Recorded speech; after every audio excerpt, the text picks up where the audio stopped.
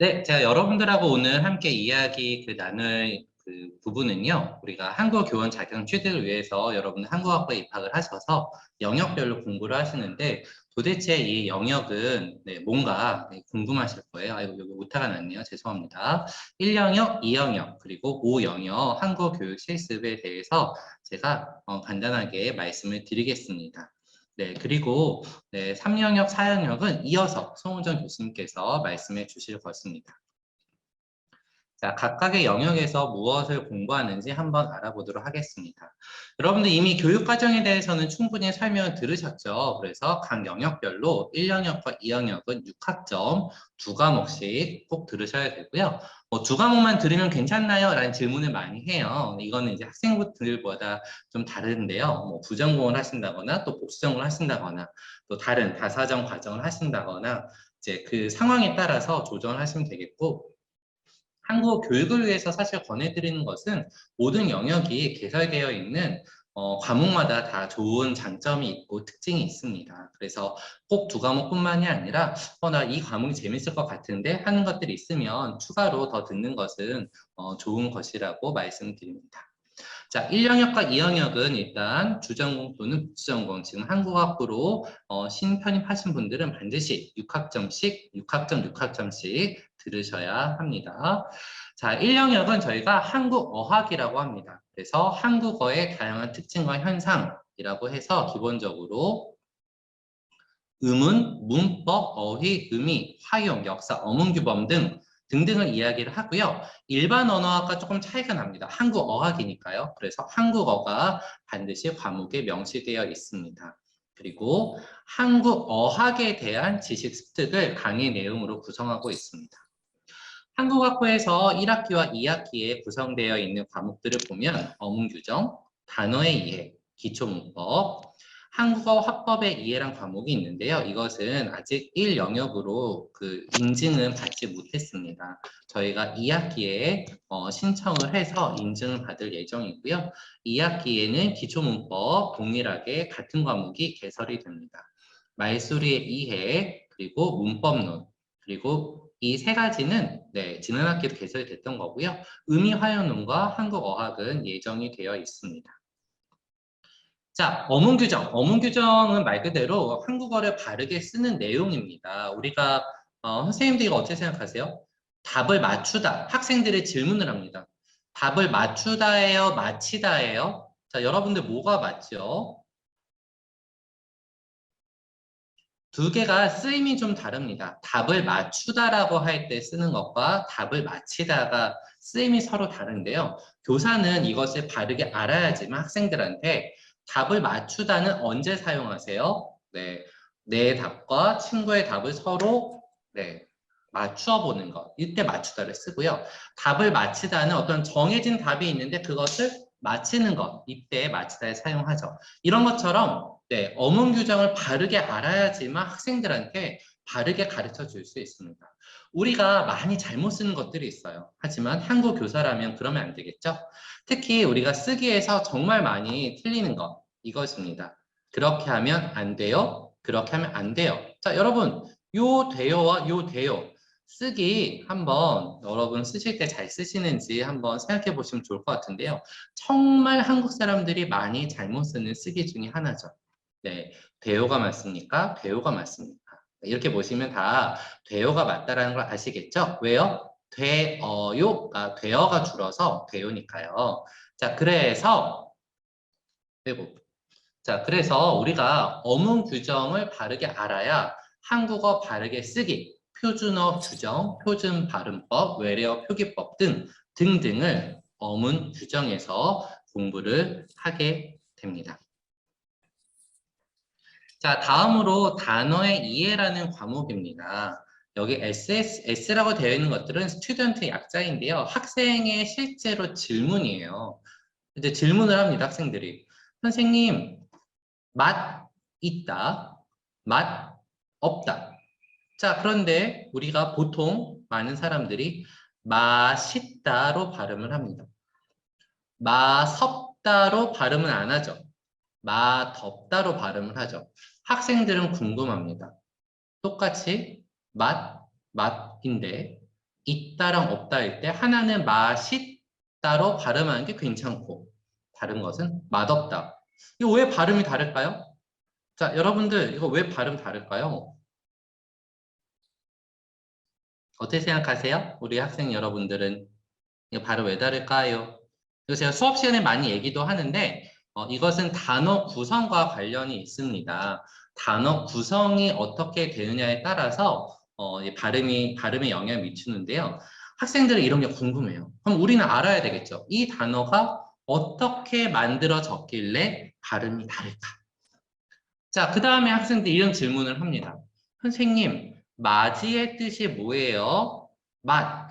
맛은 많이 들어본 것 같아요. 근데 여기 도대체 이 이는 뭐죠? 한국어 조사인가요? 조사는 아니에요. 이가 있는 이런 조사는 아니에요. 그래서 이 맞이는 어떻게 만들어졌어요?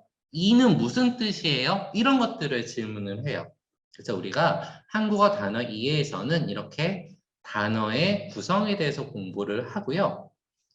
한국 사람들은 이런 말을 하지 않습니다. 그죠? 여러분들이 저는 요즘 바쁘고 있어요. 이런 말 안 하잖아요.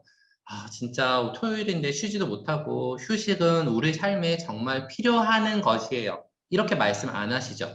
한국 사람은 아무도 이렇게 말을 안 하는데 외국인 학습자들은 선생님 저는 요즘 바쁘고 있어요. 이렇게 말해요. 그럼 우리가 선생님이면 여러분 바쁘고 있어요? 안 돼요. 바빠요, 말해요 라고 하겠죠. 근데 학생들은 네, 그게 아니라 왜요? 선생님, 바쁘고 있어요. 왜 안 돼요? 이게 궁금한 거예요. 휴식은 정말 필요한 것이에요. 그럼 우리가 이거 그렇게 쓰면 안 돼요. 필요한 것이에요. 말해요. 라고 가르쳐 주는데 학생들은 왜요? 를 물어봅니다. 자, 여러분 왜 그럴까요? 국어로서는 국어 문법으로는 이런 생각을 우리가 해본 적이 없습니다. 네, 왜? 아무도 바쁘고 있다나 필요한 것이란 말은 쓰지 않으니까요. 네. 자, 그래서 바쁘고 있다가 안 되는 이유는 한국에서 바쁘다는 형용사, 고 있다가 붙을 수 없는 예쁘고 있다, 빌딩이 높고 있다 안 되는 것처럼 이 바쁘다의 특징이 한국어에서는 형용사이기 때문에 그렇습니다. 그런데 다른 언어에서는 바쁘다를 번역했을 때 액션 verb처럼 동작 동사처럼 번역되는 언어들이 많습니다. 그런 학습자들은 바쁘고 있다는 오류를 만들어내요. 그리고 필요하다도 마찬가지입니다. 필요하다는 당장 영어로 번역하면 need잖아요. 동사죠. 네. 그래서 학생들은 need, eat 다 똑같으니까 먹는 것처럼 필요하는 것이라고 쓰는 거예요. 그런데 한국어에서 필요하다는 동사가 아닙니다. 즉, 품사가 언어마다 다르거든요. 한국어 교사는 이렇게 한국어 단어에 대해서, 품사에 대해서 바르게 알고 있어야 학생들한테 잘 가르칠 수 있습니다. 그래서 1영역에서는 그렇게 한국어의 그런 언어적인 특징들, 품사적인 특징들을 공부하게 됩니다. 자, 그 다음에 한국어 기초 문법들이 있죠. 자, 여러분 어떠세요? 이거 다 기억나세요? 어간, 어미, 품사, 사동, 피동, 음절, 음소, 담화 다 한국어예요. 그런데 굉장히 낯설죠.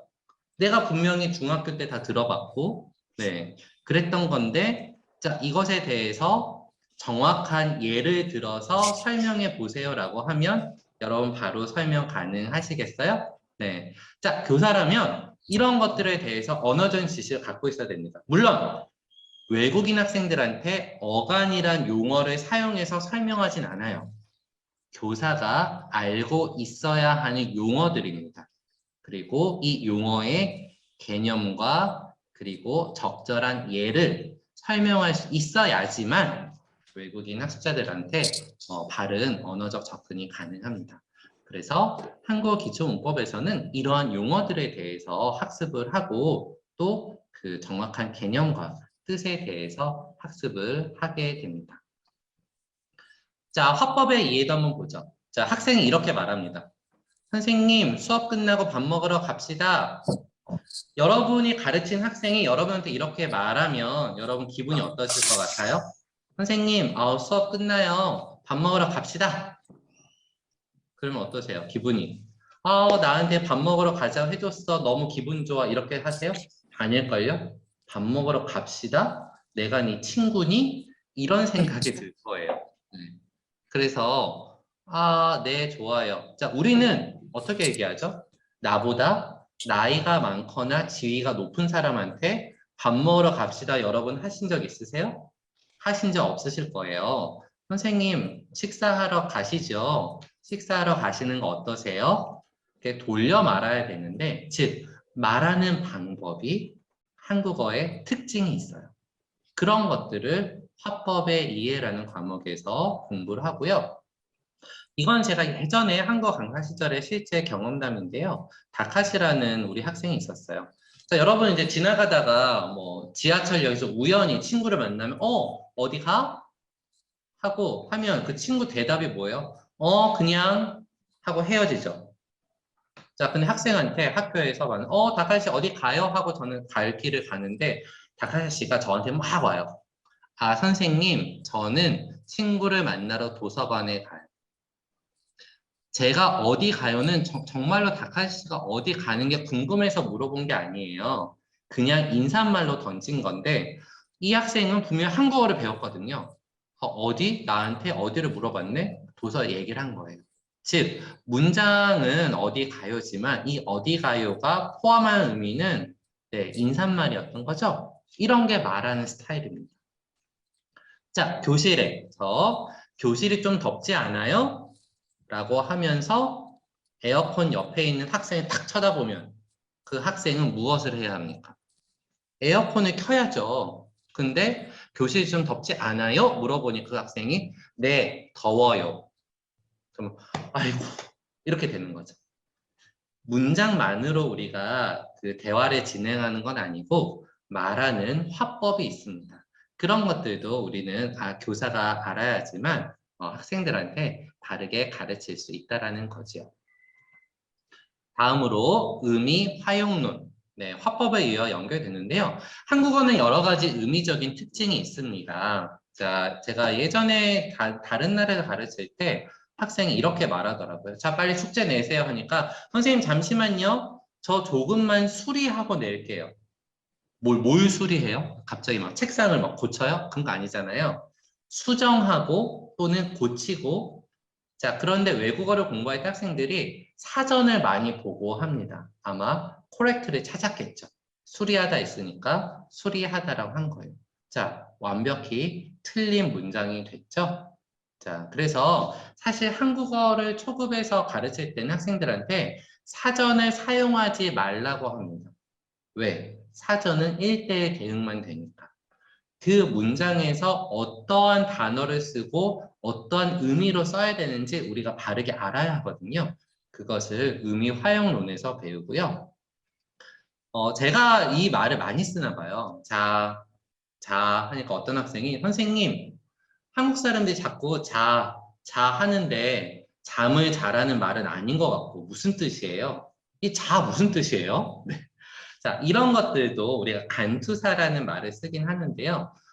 우리가 쓰는 많은 단어들, 어휘들, 그런 것들이 어떠한 특징을 갖고 있는지 의미 활용론에서 알게 됩니다. 자, 그 다음에 여러분들 이거 많이 들어보셨죠? 세종대왕의 훈민정음 서문에 나오는 거죠. 어린 백성이 자, 여기서의 어리다는 여러분 다 아시겠지만 나이가 어리다가 아니라 옛날에는 어리석다라는 뜻이었죠. 자, 어휘가 변화합니다. 네. 백성들이 이루고자 하는 바가 있어도 내 이를 위하여 어여삐 너겨 어여쁘다 지금은 너무 예쁘다란 뜻으로 쓰이지만 세종대왕 때는 백성이 예뻐서 만든 게 아니라 백성을 불쌍하게 생각해서 의미가 변화하죠. 시간에 따라서 의미가 확장되고 줄어들고 변화하는데요. 그런 것들을 의미 활용론에서 공부를 하게 됩니다. 자, 다음으로 말소리의 이해인데요. 자, 요거는 이제 실제로 외국인 학생들이 발음을 잘못하는 거예요. 어머니 해야 되는데 오모니, 오로 발음하고요. 선생님 해야 되는데 손생님 이렇게 발음하는 학생들도 있고요. 어느를 어누, 가을을 가울 이렇게 발음하는 학생들이 있어요. 왜 이 학생들은 한국어 발음을 이렇게 틀리게 하지? 그것을 알려면 한국어의 어는 어떻게 발음하는지, 오는 어떻게 발음하는지를 먼저 알아야 하겠죠. 이거 정말 재미있는 건데요. 친구와 라는 것을, 자, 여기 여러 발음이 있죠. 저는 친구아 만나요. 이렇게 발음하는 학생도 있고요. 러시아어권 학습자들은요, 저는 친구와 만나요. 친구와라고 발음하는 학생도 있어요. 도대체 왜 그 학생들은 와라는 발음을 아나 와로 발음을 할까? 네. 자, 그런 것을 알기 위해서 먼저 한국어의 와라는 발음은 어떻게 발음하는 거지? 한국어 말소리에 대해서 자음과 모음, 받침, 음운 현상들에 대해서 알아야지만 학습자들의 잘못된 발음에 대해서 접근을 할 수가 있습니다. 자, 다음으로는 문법론입니다. 자, 이거 한번 볼까요? 선생님, 저는 밥을 먹고 학교에 가요. 이거는 괜찮죠? 그리고 학교에 가고 공부를 해요. 이거는 고쳐주고 싶죠. 어떻게 고치고 싶으세요? 학교에 가서 공부를 해요로 고치고 싶죠.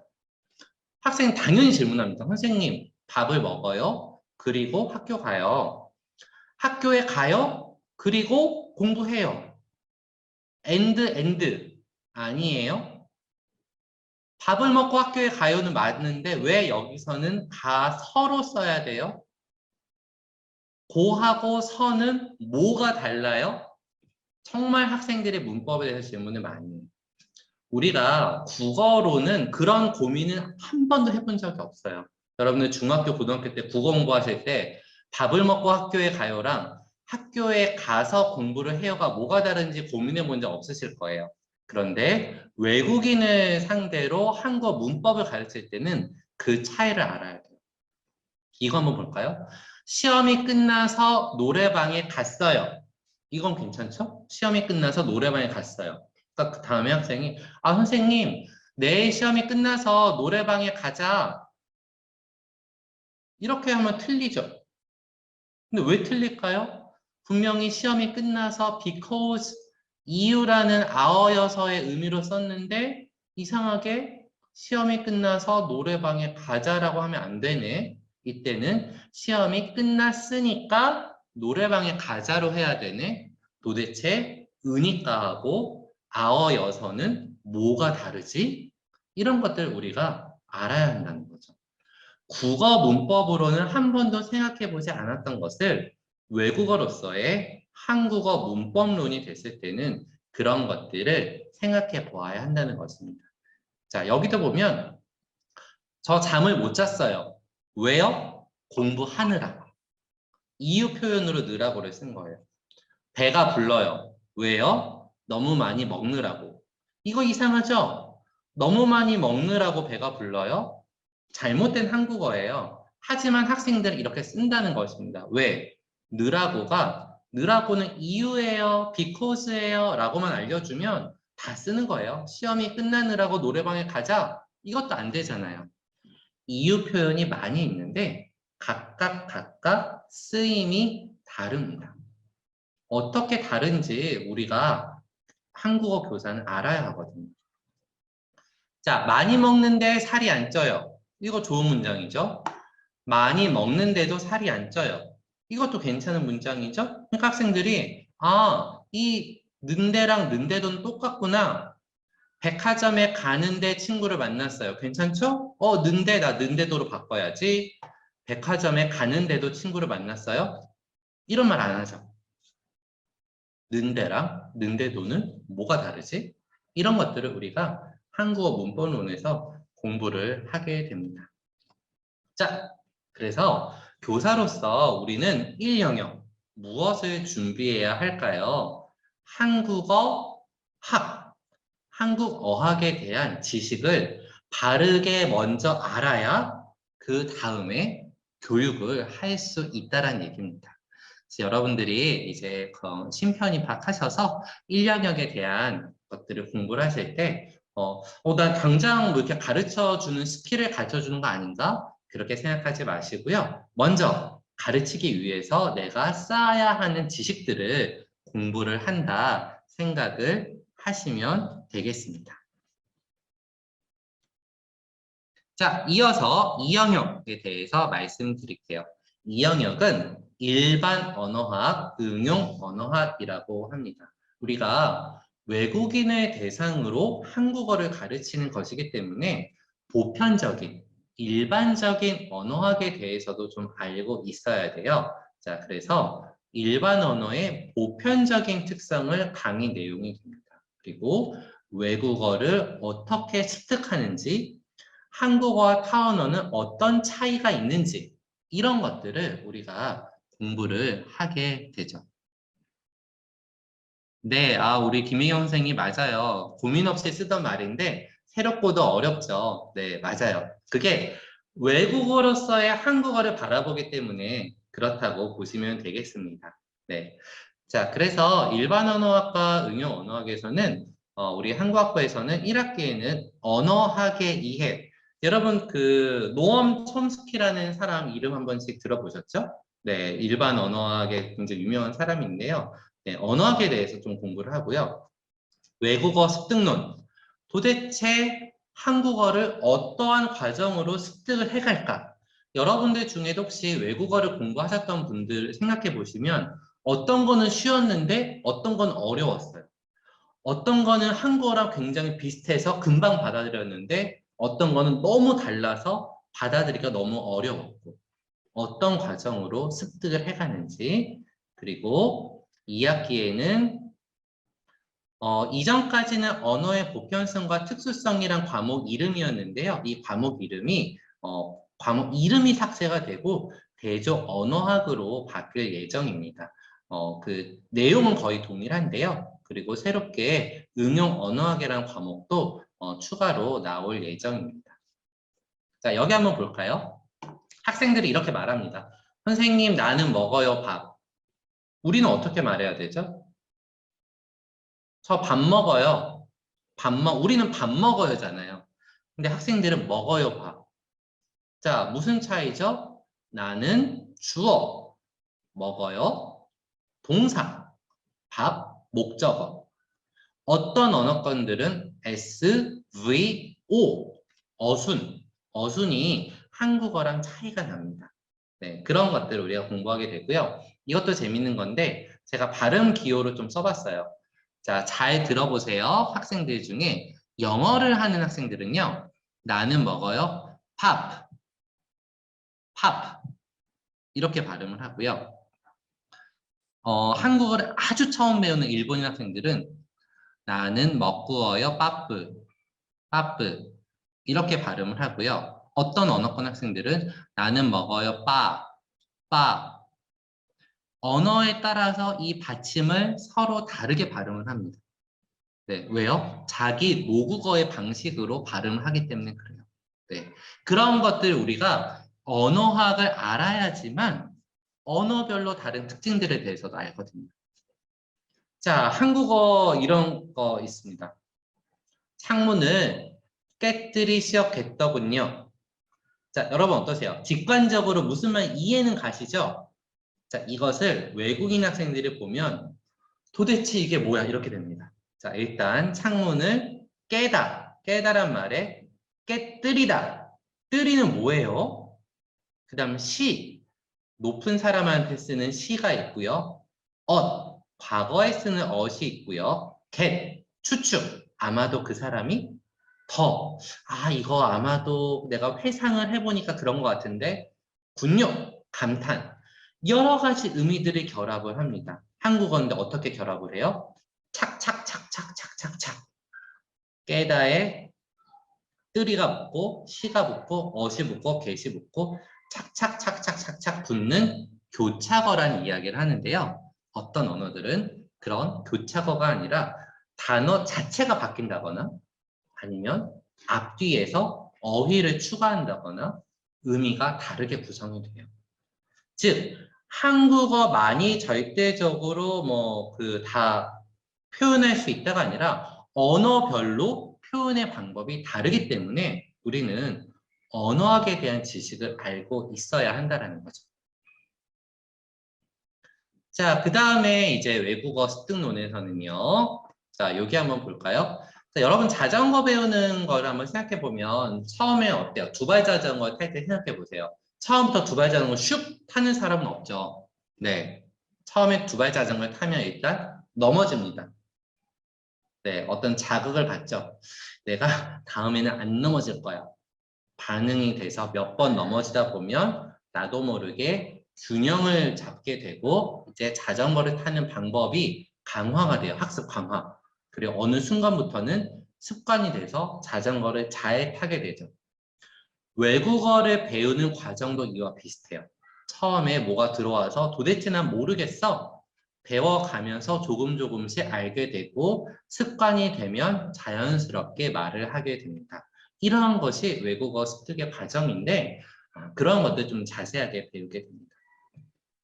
자, 학생들의 오류 중에 일본인 학생들이 이런 말을 합니다. 친구애 만나요. 저는 주말에 친구애 만나요. 여기에 를을 써줘야 되잖아요. 근데 그 학생은 왜 친구애를 써요? 이것은 모국어 간섭 때문에 그래요.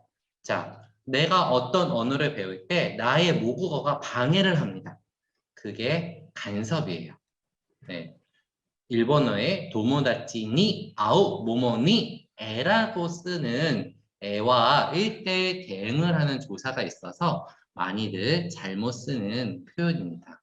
그래서 우리는 외국어 습득론을 통해서 어떠한 간섭들이 있는지에 대해서 공부를 하게 됩니다. 자, 학생들이 날씨가 더워요.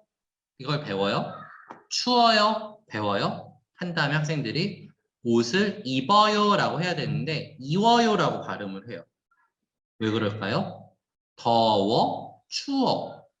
덥다가 더워가 되고 춥다가 추워가 되니까 입다는 이어가 되겠다라고 생각을 하는 거예요. 나름 논리적인 생각을 한 거죠. 그런데 그렇게 쓰지 않잖아요. 그런 것들을 구분을 해줘야 됩니다. 그리고 외국어로서의 한국어를 배울 때 많은 영향을 줍니다. 그 외국인 학생들 만나다 보면 학생들이 한국어 말하기를 제일 못할 때가 언제일까요? 언제냐면 말하기 시험을 볼 때. 왜요? 긴장돼서. 학생은 한 명 있는데 선생님 2명이 펜을 들고 이렇게 노려보고 있으니까 긴장돼서 평소보다 말을 잘 못해요. 학생들이 한국어를 제일 잘할 때는 언제일까요? 시험 끝나고 나서 금요일 저녁에 치킨과 맥주를 먹으면서 아무도 간섭하지 않고 이야기해봐 하면 언제 그랬냐는 듯이 막 이야기를 합니다. 긴장이 풀려서. 심리적인 요소들도 한국어 습득 과정에 영향을 주는데요. 이런 것들을 다 외국어 습득론에서 공부를 하게 됩니다. 자, 대조언어학 한번 볼게요. 자, 한국어, 영어의 어순 어떻게 달라요? 자, 이렇게 그 영어 하는 애들이 이야기를 하죠. 결혼해 주세요, 나를. 이상하죠? 일단 어순이 달랐고 어떻게 해야 돼요? 저하고. 자, 그런데 한국 중학생들 중에 영어로 연극하라고 그러면 뭐 이런 드라마 찍으면서 Please marry with me. with를 꼭 사용을 해요. 왜요? 나 하고. 하고니까 with를 넣는 거예요. 서로 다르다는 거죠. 네. 자, 그래서 대조 언어학에서는 한 언어와 한 언어를 대조해서 유사성과 차이점에 대해서 알아보게 됩니다. 자, 한국어와 중국어의 문법 체계는 어떻게 다를까요?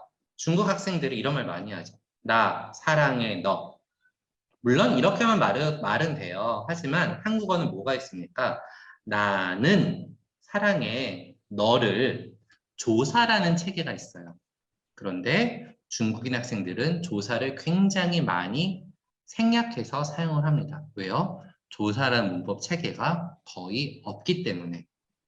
자, 그렇다면 이 중국어랑 한국어를 대조를 해보면 어떤 것은 있고 없고가 나오겠죠. 중국어에는 성조가 있어요. 한국어는 그러한 성조는 없어요. 자, 한국어, 일본어의 받침 발음도 볼까요? 한국은 김치 하는데 일본인들은 기무치라고 합니다. 네, 물론 연습을 해서 김치라고 할 수도 있죠. 근데 도대체 왜 그렇게 발음을 하는 걸까? 모두가 똑같은 인간인데, 다 구강 구조를 갖고 있는 인간인데, 언어에 따라서 체계가 다르다. 그것을 대조 언어학에서 공부를 하게 됩니다. 자, 그래서 교사로서 우리는요, 이 영역에서는 이것이 외국어로서의 한국어를 우리가 가르치는 거예요. 국어로서의 한국어가 아닙니다. 우리가 가르치는 대상은 외국인 학습자들이에요. 그래서 우리는 언어 교사로서 한국어도 언어 중에 하나이기 때문에 일반 언어학과 대조 언어학에 대한 지식이 있어야 외국인을 대상으로 가르칠 수 있다라는 것입니다. 그것이 이 영역이고요. 자, 이렇게 1영역과 2영역에 대한 내용적 지식을 가지고 3영역에서 본격적으로 교육적인 것과 결합을 해서 가르치게 됩니다. 자, 다음으로 여러분들이 이번에 그 신편입학 하신 분들은 아마도 내년 1학기에 또는 내년 2학기에 한국어 교육 실습을 듣게 되실 거예요. 조금 먼 이야기이긴 하지만 간단하게 설명드리겠습니다. 가장 중요한 과목이라고도 할 수 있는데요. 실제로 여러분들이 교생 실습을 하신다고 생각하시면 돼요. 그래서 한국의 현장을 이제 가서 봅니다. 그리고 실제 수업도 해보고요. 그래서 다른 과목들보다 좀 더 많은 노력이 필요합니다. 일단 이 한국 교육 실습은요, 수강 자격을 갖추셔야 돼요.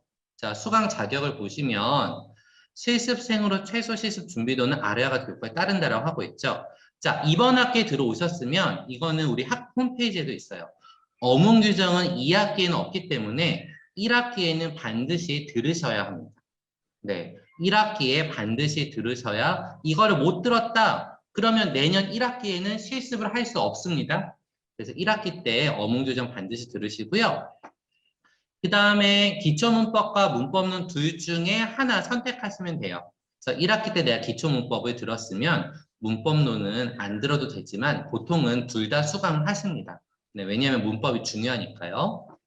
자, 교육학개론과 이주민을 위한 한국어 교육론 중에 하나를 들으면 되게 되어 있는데 아까 학부장님 말씀하셨던 것처럼 이주민을 위한 한국어 교육은 이제 폐지가 됩니다. 그 여러분들 이번 학기에 외국어로서의 한국어 교육학 개론도 반드시 들으셔야 돼요. 입문 과목으로 외국어로서의 한국어 교육학 개론과 어문 규정은 반드시 이번 학기에 들으시고 혹 이번 학기에 못 들으셨다면 내년도 1학기 여러분이 3학기가 되는 그때에 꼭 들으셔야 그 다음 학기인 4학기째 실습이 가능합니다. 자, 그 다음에 이 문법교육론과 지도법은 둘 중에 하나만 들으시면 돼요. 물론 둘 다 들으셔도 좋습니다. 이것도 중요한데요. 언어 교수 이론은 2학기에만 개설이 됩니다. 그래서 다음 학기에 반드시 언어 교수 이론을 학기 중에 들으시거나 2학기 겨울 계절 학기로 들으셔야지만 자격을 갖추실 수 있어요. 13 영역 8과목. 네, 그래서 이 자격은 자동적으로 심사가 돼서 이것을 충족하지 못하시면 들으시기가 어렵습니다. 네. 자, 한국어 교육 실습은 어떻게 이루어지냐면요. 네, 다른 과목과 조금 차이가 있는 게요. 온라인 컨텐츠 수강은 다 똑같죠. 자, 그런데 여러분, 강의안 작성을 해요. 과제 작성은 과제 작성인데, 실제로 여러분이 수업을 할 강의안을 씁니다. 그러면 교수님들이 1대1 피드백을 해드려요. 요게 좀 다른 과제와 차이가 있고요. 그다음 누구나 강의 참관을 9시간을 오프라인으로 하셔야 돼요. 온라인이 아닙니다. 어딘가 기관에 직접 가서 9시간을 필수적으로 하셔야 돼요. 이거는 한국에 있는 모든 대학이 공통입니다. 국어원에서 정하고 있는 거라서요. 자, 그 다음에 모의 수업을 하셔야 되는데 이것도 면대면 토요일에 한 번은 학교에 꼭 나오셔서 직접 오프라인으로 모의 수업을 하셔야 돼요. 해외에 거주하시는 분들에 한해서만 해외에서 수업을 하신 것을 영상으로 찍어서 한국으로 보내시면 인정을 해드립니다. 네, 그런 차이가 있다는 거 기억을 해주시고요. 그때 실습 학기가 되면 저희가 또 자세한 안내를 드리니까 네, 그때 또 참고해 주세요. 자, 국립국어원의 실습 지침이 현장 실습 참관이 9시간 필수고, 네, 국립국어원 인정기간 하루에 4시간 이하로 해야 되기 때문에 뭐 9시간 하루에 다 하지 뭐 이렇게 생각할 수 있는데 안 되죠.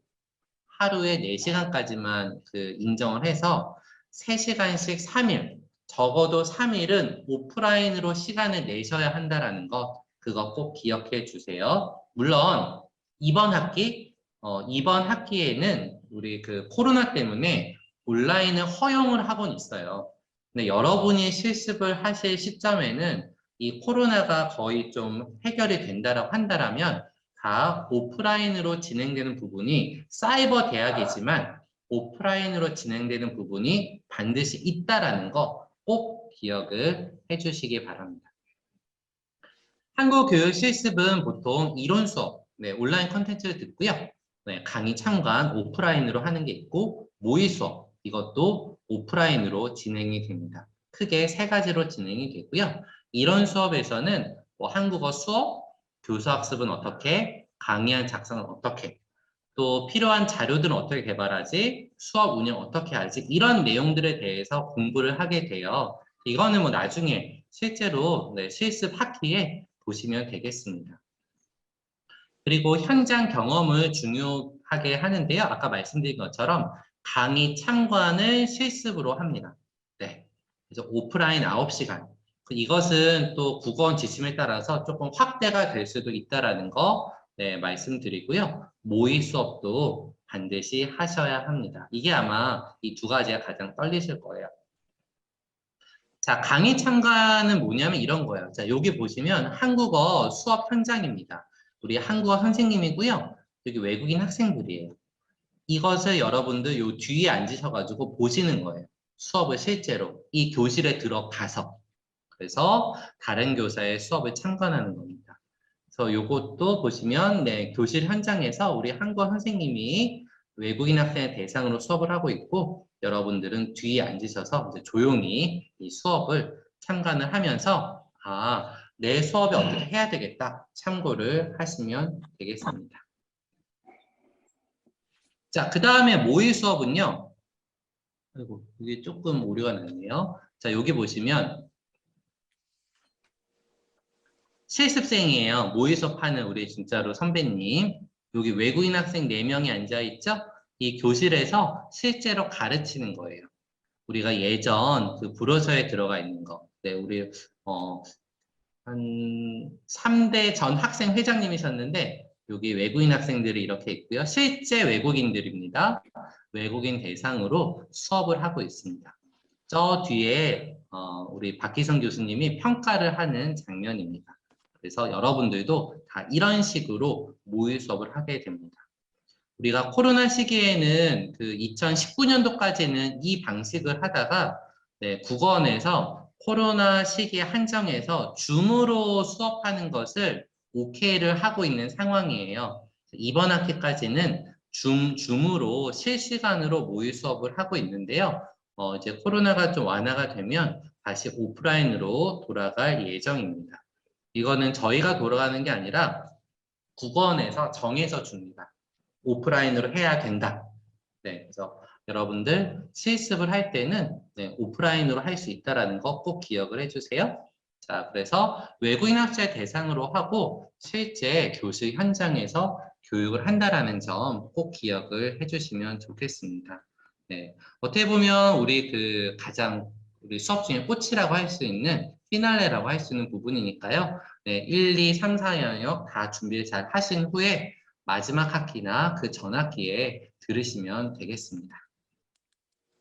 자, 그래서 수업 실습은, 한국어 교육 실습은요, 준비를 해서 충분히 내가 나의 수업을 준비를 해서 모의 수업을 하는 과정까지 이루어진다라고 보시면 되겠습니다.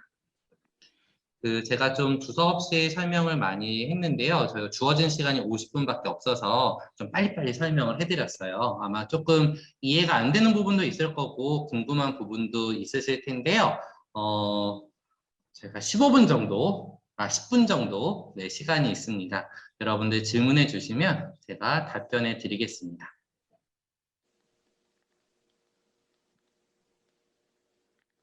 이런 질문 해도 될까 고민하지 마시고요. 뭐든지 물어보세요. 네, 저희가 이렇게 또 실시간으로 만나 뵙는 기회가 네, 또 특강 때 물론 있지만 네, 많지가 않아서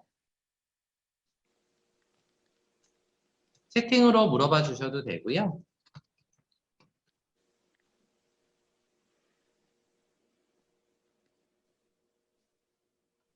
제가 너무 설명을 잘해 드렸나요? 이렇게 질문들이 없으시네요. 네. 아마 이게 뭐 약간 들어도 일단 수업을 시작해야 이제 여러 질문들이 생기실 텐데 이제 일단은 이번 학기에 처음이신 분들은 LMS도 네, 낯설 수 있고 이 자료 이 특강은요 잠시만요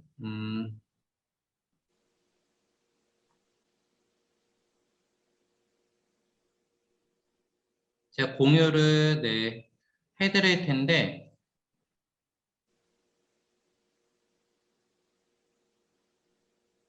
하나가 바뀌는 게 있어서 네, 그것까지 입력해서 공유를 해드리도록 하겠습니다.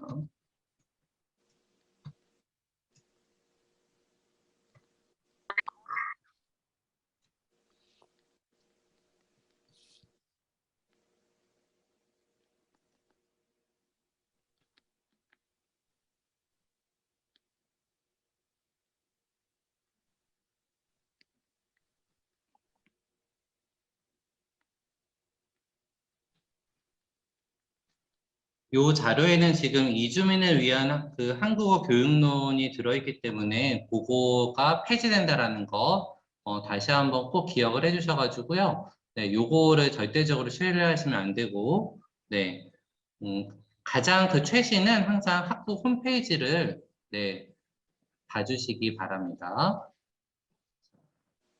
이렇게 했으니까 올려보겠습니다. 이 영역에서 대조형이랑 교과목명 없는데, 지금은 아직 교육 과정 개편이 될 거라서요. 언어의 보편성과 특수성이란 이름으로 올라가 있어요. 그것이 대조 언어학이 될 것입니다. 잠시만요.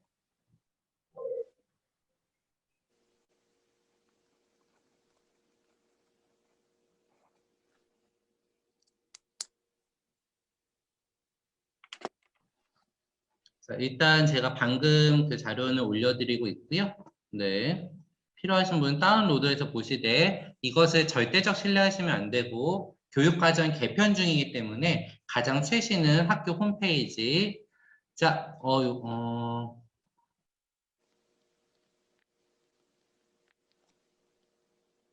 고병은 선생님이 질문 주신 게 계절학기 점수가 잘 나오기 힘들다던데 수강생이 많아서가 아니라 상대평가여서 그렇습니다. 수강생이 적어서. 그러니까 만약에 50명이 들었다 하면 그 중에 A를 받을 수 있는 퍼센트는 35%예요. 그래서 15명, 최대 15명까지밖에 A를 못 받는 거죠. 그래서 오히려 이게 좀 과목에 따라 다른데 어떤 경우는 또 30명 미만이면 또 절대평가여서 잘 받을 수도 있고요. 또 그 구성원에 따라 좀 다른 것 같고요. 네, 그런 차이는 있습니다. 외국어세 한국교육학개론 수업 선시 마감됐는데 수강 전정 기간에 기회가 있을까요? 이거는 증원을 만약에 하게 되면은 그게 있을 텐데요. 이거 수강 시험 기간에 한번 보셔야 될 것 같아요. 이번 학기에 아마 2차로 들어오셨던 것 같은데요. 요거는 학부에 한번 문의를 해주시면 좋겠습니다. 박정원 선생님 1년을 중심을 했는데 잘하셨어요. 네, 저희 교수님들이 권해드리는 것은 사실 그 1영역을 먼저 충분히 듣고 3영역을 들으면 이게 약간 계단 쌓기처럼 같이 이렇게 갈 수 있거든요. 그래서 첫 학기에는 좀 1영역 듣는 거 네, 권해드립니다. 계절학기 과목은 저희가 5월 좀 지나야 확정이 됩니다. 네, 그래서 그건 좀 기다려 주시고요. 근데 이제 계절학기 과목에 그 2학기에 언어 교수 이론은 항상 동계 계절학기에 열려요. 왜냐면 실습의 필수 교과목이어서 2학기에 겨울에 언어 교수 이론은 항상 열린다는 거 기억해 주시고요. 김채원 선생님, 한국 교육 하게 되면 학기 중에 다른 과목 강의 들으면서 실습도 함께 해야 하는 게 맞습니다. 네. 그래서 1학기와 2학기 때 요건을 들은 강의 다 들어놓고 졸업을 하기 위해서는 더 필요한 학점들이 있잖아요. 이제 그렇게 하면서 이제 실습 과목을 들으셔야 되죠. 그리고 대조언어 과목 설명드렸고, 3학년 편입하셔가지고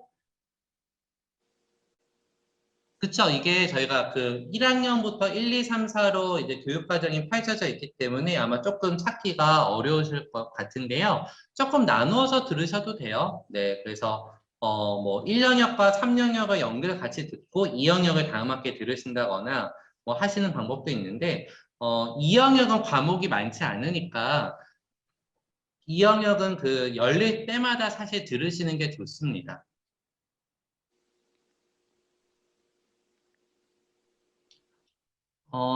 이지연 선생님,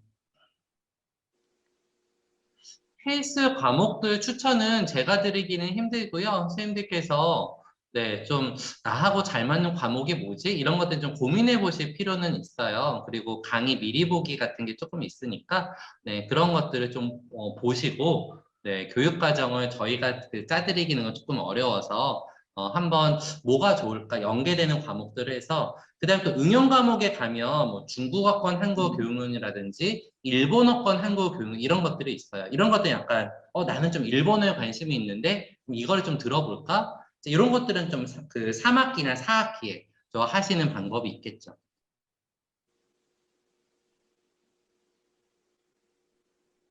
설명을 듣다 보니 국립고에 따라 교육 자주 되는 건가요? 아니요. 이번이 좀 국립국어원에서 이 국어기본법이 2006년에 발효가 돼서 지금까지 유지를 해오다가 앞으로 이제 바뀔 예정이에요. 그거에 맞춰서 같이 가는 거라서요.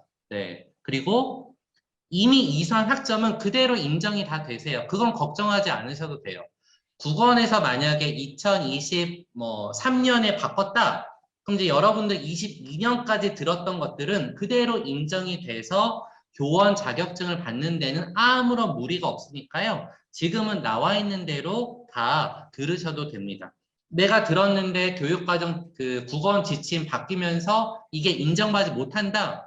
이러면 이제 국어원 사람들 사표 써야 되는 거죠. 그러니까 그런 걱정하지 마시고, 네.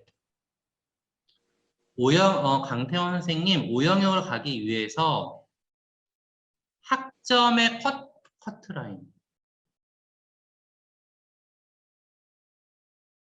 학점의 커트라인은 없는데요. 5과목이 아니고요.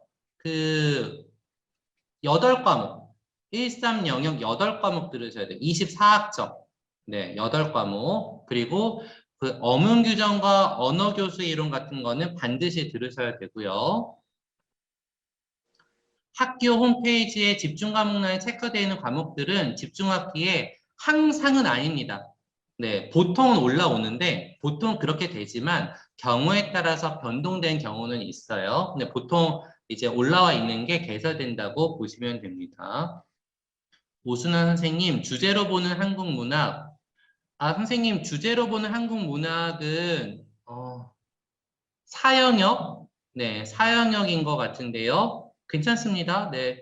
사회심리학과 서양 철학의 이해는 교양 과목으로 신청하신 것 같네요. 3학년 편입이시면. 네.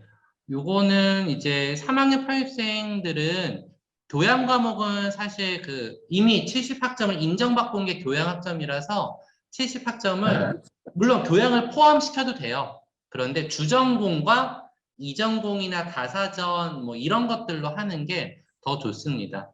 수강 신청 변경 기간이 있으니까 그때 한번 보시고 바른교육론 한국어 말술의 이해 수강하지 않고 바로 들어도 이게 약간 좀 다른데요. 말술의 이해를 먼저 듣고 바른교육론을 들으면 그 기본 개념을 가지고 교육론이 얹혀지는 그런 느낌이고요. 바른교육론을 듣고 말술 이해를 들으면 바른교육론을 들어서 그때 그 이야기가 이 이야기구나 라고 약간 이제 거꾸로 알게 되는 부분이 있어서 뭐 완벽히 안 된다 이런 건 없어요. 네. 고병원 선생님 아주 중요한 이야기 해주셨어요. 중국어권, 일본어권, 영어권 우리가 세 개가 있어요. 요거는 이 셋 중에 세 개를 들어도 국립국어원에서는 하나로만 인정이 됩니다. 네, 그래서 요 세 개 중에 내가 영어에 관심이 있으면 영어권만 들으시거나 뭐 일본어에 관심이 있으면 일본어만 들으시거나 이걸 추천드리고요. 근데 물론 나는 좀 학점을 다양하게 듣고 싶다 하시면 이미 그 영역별 학점을 다 채우셨으면 세 개를 다 들으셔도 돼요.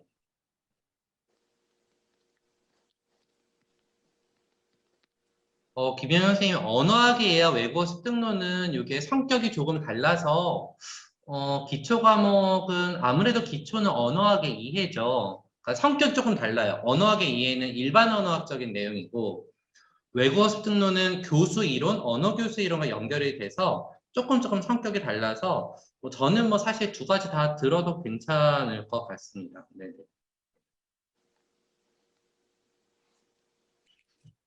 저한테 자꾸 과목 추천해달라고 해주시는데, 이제 뭐 사실은 모든 과목이 사실 한국어학부의 과목들은 다 훌륭합니다. 네. 그래서, 네. 저도 열심히 찍었고, 우리 교수님 모두 다 열심히 만들었기 때문에, 저희가 이게 사이버 외대의 큰 장점이자 약간의 단점이 과목이 많아요. 다른 학교보다. 그러니까 좀 여러분들한테 저희는 이제 저희 교수님들과 저희의 기조는 대학이니까 다양성을 좀 기초로 해서 과목을 많이 펼쳐놨어요. 조금 좀 고민을 하셔가지고 들으시는 것을 네, 추천해 드리고 대신에 영역별로 해서 45학점은 반드시 채워주세요.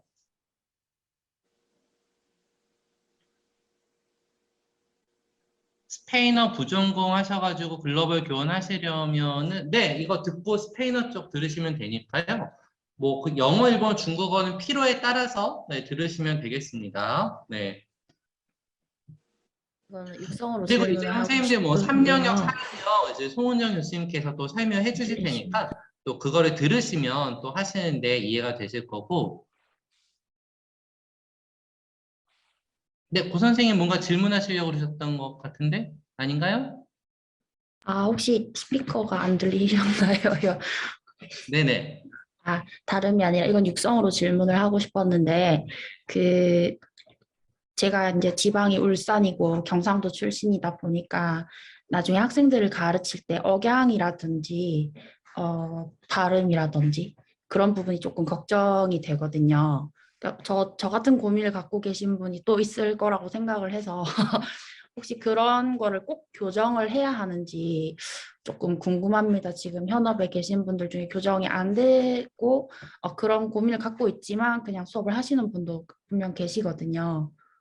그래서 꼭 표준 발음으로 제가 연습을 해야지만 되는 건지 물론 하면 더 좋겠지만 안 된다면 어떻게 해야 할지. 원칙적으로 선생님 실습을 하시면 그때 담당 교수님이 누가 되실지 모르지만 아마 발음에 대한 부분은 이제 고치도록 노력을 해라라고 말씀을 하실 거예요. 그건 원칙이 그런 거고요. 근데 실제로 뭐 경상도 쪽에서 활동하시는 현직 한국어 교사 선생님들은 선생님 정도의 억양을 사용하시는 분들 굉장히 많습니다.